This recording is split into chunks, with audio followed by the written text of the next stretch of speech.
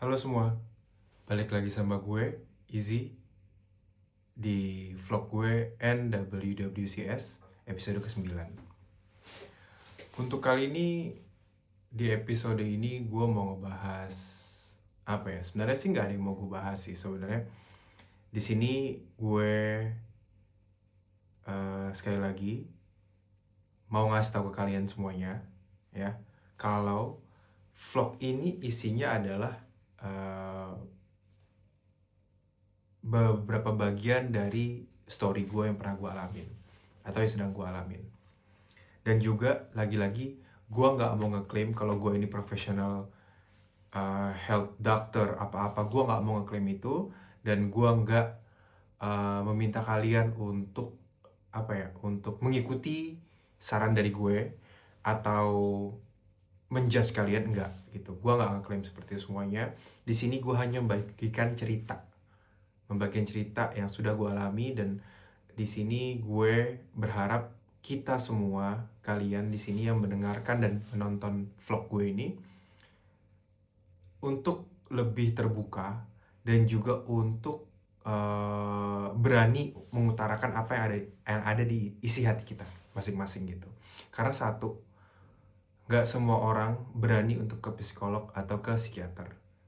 Jadi dengan cara ini gue mau mengajak kalian untuk bisa yuk sharing, yuk cerita gitu. Dan gue gak akan bosan-bosan bilangnya, gue gak akan bosan-bosan bilang, kalau kalian mau cerita ke gue, please feel free. DM gue, WhatsApp gue, anytime. Dan gue di sini akan sangat senang banget untuk bisa mendengar cerita dari kalian.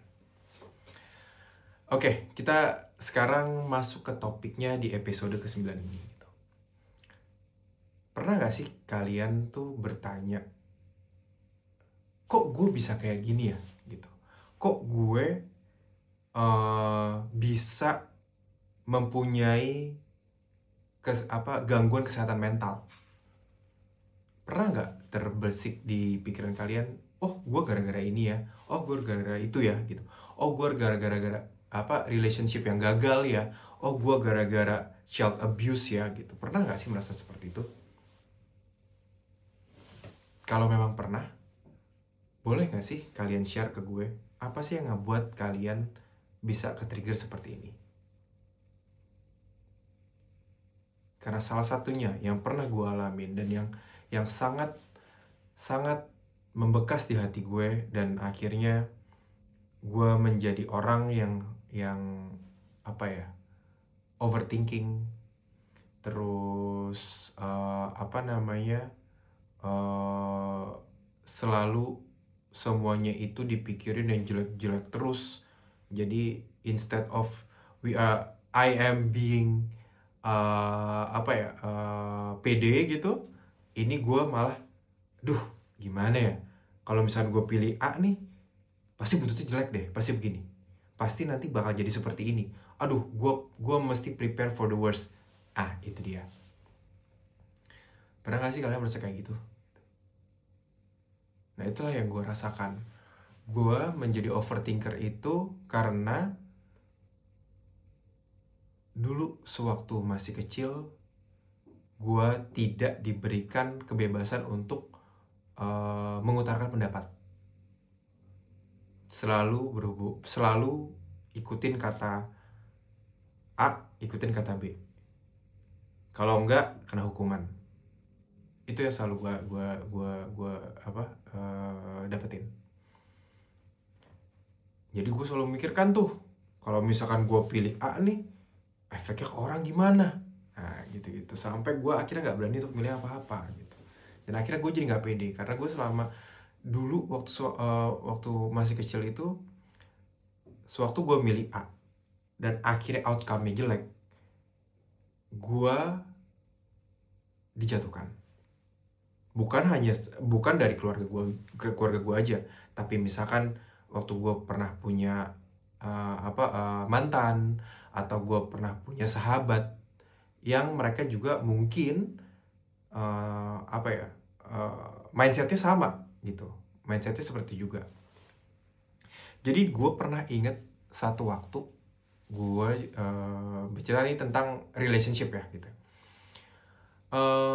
Gue pernah ada di satu hubungan yang bener-bener kalau gue bilang nggak abusive, tapi mental abuse gitu. Mental abuse sih kalau gue bilang sih gitu. Selama gue menjalani hubungan dengan A ini, yang gue rasakan adalah gue harus selalu mengalah. Gue harus selalu mengiyakan. Itu yang gue rasakan. Karena setiap berantem, setiap ada konflik, bawaannya selalu ya udah kita udahan aja. Itu adalah trigger atau yang menciptakan trigger gue gitu. Contohnya seperti ini. Satu waktu gue pernah nih jalan, gue mau ngajak jalan cewek gue dulu, mantan gue nih, gitu. Terus dia nggak bilang kalau misalkan dia itu memang udah ada janji atau mengiyakan dari temennya untuk pergi. Nah, menurut gue pribadi, dalam suatu hubungan itu yang paling penting adalah komunikasi. Nah, sewaktu komunikasi tidak berjalan lancar, pasti akan ada konflik. Ya. Jadi sewaktu gue bilang, yuk kita jalan, dan gue orangnya demen dadakan ya gitu. Yuk jalan yuk, ini ke restoran A gitu, atau kemana gitu kan. Terus tiba-tiba, oh nggak bisa. Kenapa gitu? Perasaan dari tadi tuh nggak ada ngomong apa-apa mengenai kayak rencana dia udah pergi. Oh, aku tuh udah dijanji sama ini A sama si B gitu misalkan gitu. Nah, itu selalu yang ngebuat gue kayak, loh, kok nggak ngomong ya gitu. Tapi sewaktu pas gue konfront sama dia, contohnya adalah, loh, kok nggak bilang sih gitu. Terus dia waktu itu pernah, satu yang gue kata dia pernah bilang, hah? Lah ini kan temen aku. Kenapa jadi masalah? Nah, disitulah yang akhirnya sampai detik ini ngebuat trigger gue adalah kayak, loh kok begitu ya? Loh kok begitu ya? Terus langsung gue berpikir sendiri tuh, karena itu terlalu sering dulu. Aku berpikir, gue akan nge-blaming diri gue sendiri. Duh, apakah gue salah ya kemarin nanya? Duh, apakah gue kurang perhatian ya selama ini? Jadi, apakah gue terlalu ngekang ya? Gitu. Tapi pelan-pelan dan semakin lama, semakin sering kejadian itu yang ngebuat gue jadi trauma. Itu yang ngebuat gue jadi merasa makin kecil dan kecil terus. Dan akhirnya setelah gue udahan, itu selalu membekas. Di relationship selanjutnya, misalkan ada kejadian kayak gitu, gue ke-trigger langsung. Waduh, begini lagi. Akhirnya gue overthinking, gak bisa tidur, males makan, males ngapa-ngapain. Nah, inilah yang menjadi cikal bakal gue kenapa jadi overthinker dan akhirnya jadi depressed dan juga jadi dulu sempet yang kayak berpikir kayak, aduh gue kok merasa gagal terus ya gitu. Jadi kayak keinginan untuk mengakhiri hidup gitu.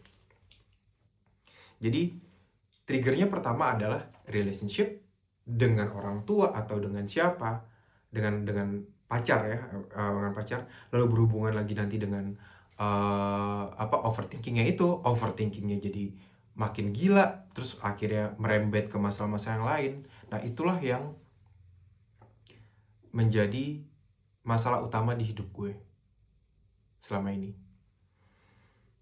Nah, terus gimana cara gue ngatasin ya gitu? Bisa nggak? Wow, butuh berapa puluh tahun gue buat bisa ngatasin ini sekarang dan bisa berani untuk ngomong di depan kalian gitu. Gue takut buat percaya sama orang. Gue takut untuk ngomong apa yang gue rasakan ke orang. To be honest ya gitu.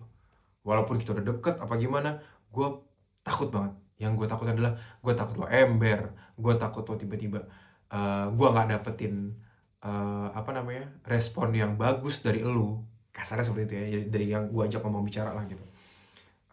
Gue takutnya adalah lo nanti bukan cuma lo doang yang punya masalah. Nah itu gue nggak mau mendapatkan seperti itu.